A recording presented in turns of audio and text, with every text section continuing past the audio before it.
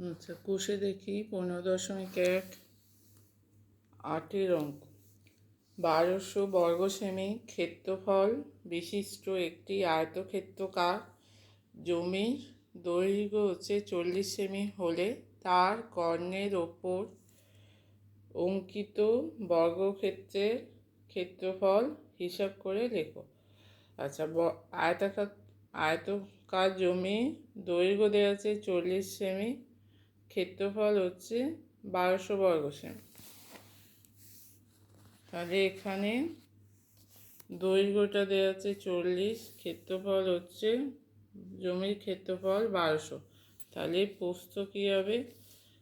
প্রস্থ সমান কী হয়? জমির ক্ষেত্রফল বাই দৈর্ঘ্য।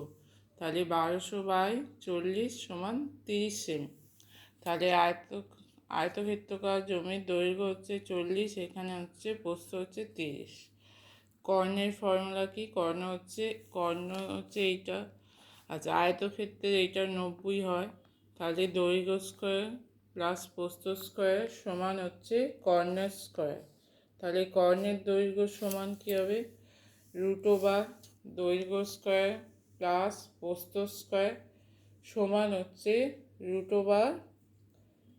দৈর্ঘ্য কত? দৈর্ঘ্য 40, 40 স্কোয়ার প্লাস প্রস্থ কত? প্রস্থ 30, 30 স্কোয়ার সমান √ 40 স্কোয়ার হয়ে যাবে 1600, 30 স্কোয়ার 900, 1600 আর 900 যোগ করে 2500।